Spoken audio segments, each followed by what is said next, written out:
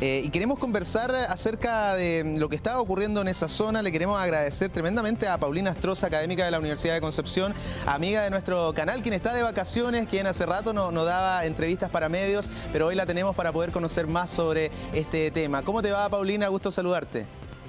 Hola Galo, también gusto saludarte y sí, en vacaciones trabajando. Claro que sí, bueno, estos temas no paran, las noticias no paran y esta problemática que se está viviendo en ese lado del mundo puede tener consecuencias para todo el planeta porque cuando están involucrados las grandes potencias, ¿cierto? De una u otra manera afecta. ¿Cuál es la importancia de Ucrania y por qué el interés ruso y por qué también el interés de los Estados Unidos? Vamos entendiendo un poquito este conflicto que ya lleva varios años. Mira, para que la gente entienda de lo que está pasando en Europa, es cosa de ver el mapa. Ver el mapa y percatarse que Ucrania es una ex república de lo que era la Unión Soviética y que es un estado que está justamente, que es vecino tanto de los países de la hoy Unión Europea, hoy también países OTAN, y por otro lado de su gran vecino que es Rusia. Además tiene mucha importancia por el tema del gas, el tema del petróleo, es una de las vías por las cuales Rusia también provee de gas natural y petróleo a los países de Europa, principalmente Alemania, pero no solamente, también Italia, Austria, a otros, donde además se estaba construyendo un gasoducto que conecta directamente a Rusia con Alemania, pero sin pasar justamente por Ucrania debido a lo que ha pasado con la situación de Crimea el año 2014 y en adelante. Entonces es una zona geográfica muy importante desde el punto de vista geopolítico, en la cual Rusia, Putin, no quiere que Ucrania sea parte ni de la Unión Europea y menos aún de la OTAN, que es la Organización del Tratado del Atlántico Norte, que es esta organización defensiva que se creó en tiempos de la Guerra Fría, y por lo tanto es ahí donde radica fundamentalmente las tensiones y la importancia de Ucrania. Paulina, el viceministro de Relaciones Exteriores de Rusia ha dicho que acá hay similitudes con la crisis de los misiles cubanos, ¿cierto?, del año 62, lo que para muchos es considerado como el confrontamiento más peligroso para la humanidad.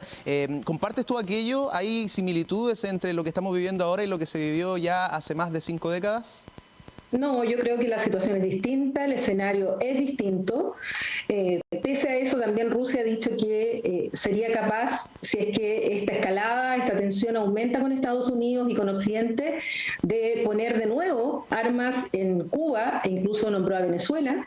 Eso te acercaría un poco más a la situación de la crisis de los misiles, pero lo que hay aquí se están mostrando los dientes hace rato, Putin con la OTAN, con Estados Unidos fundamentalmente. Hay un avance por parte de Putin, lo que ha hecho el último tiempo, que ya venía haciendo, y por algo también finalmente se anexa Crimea el año 2014, lo que hace ahora es aumentar la tensión con este reforzamiento militar en las fronteras con Ucrania, sobre todo en una zona muy conflictiva que es el Donbass, que donde existen todavía... Donbass es una parte de Ucrania, en la cual todavía hay un conflicto entre los prorrusos y los pro-europeos o pro-Ucrania actual, y en la cual han ido reaccionando las fuerzas de la OTAN principalmente, reforzando aquellos países que se sienten más vulnerables, por ejemplo en Estonia, Letonia, Lituania, Bulgaria, Rumania, que es donde se está aumentando la dotación de personal militar. Pero yo creo que no estamos en una situación como la crisis de los misiles, el escenario es bastante distinto, Rusia no es la Unión Soviética, veo muy difícil que, en el caso de la crisis de los misiles, el riesgo era que la Unión Soviética atacara directamente a Estados Unidos. Aquí no estamos en esa situación, se trataría... en el escenario, la especulación de que los rusos invadieran Ucrania sería invadir y atacar Ucrania, no a Estados Unidos. Y Estados Unidos y la OTAN, en el caso de Ucrania, no es parte de la OTAN, por lo tanto no es parte de este artículo 5, el famoso Tratado del Atlántico Norte, donde hace que los estados vayan en defensa de otro militarmente.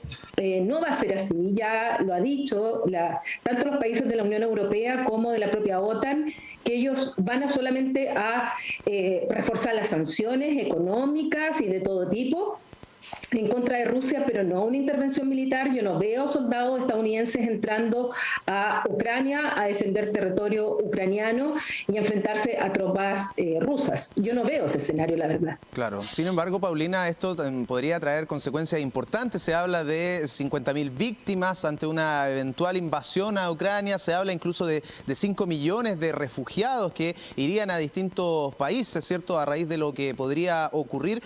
Coméntame un poco la importancia que van a tener otros países como por ejemplo Francia, con este viaje de Emmanuel Macron, ¿cierto?, para tratar de mediar, y también Alemania, quienes ya en su momento han intervenido y han llevado acuerdos por la paz, ¿cierto?, a los involucrados.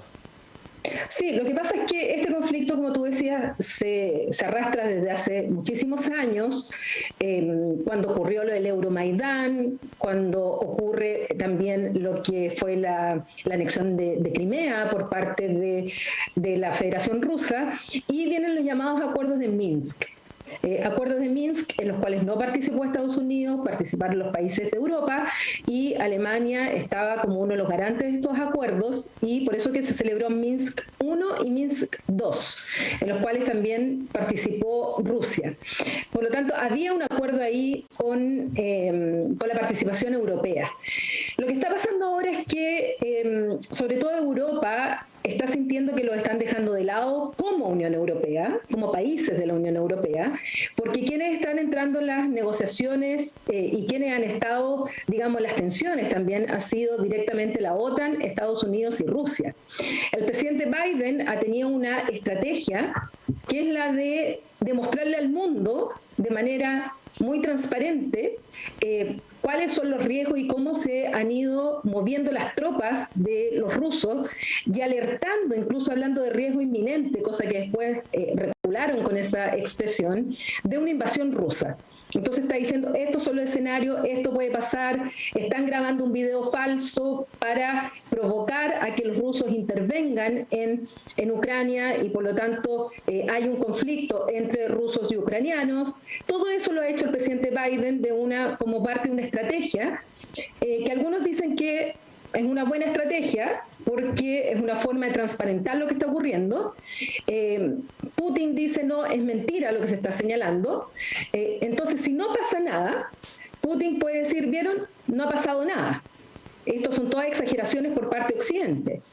Si no pasa nada, Biden puede decir, vieron, esto no ha pasado porque nosotros lo dijimos y hemos reforzado la disuasión en este sector.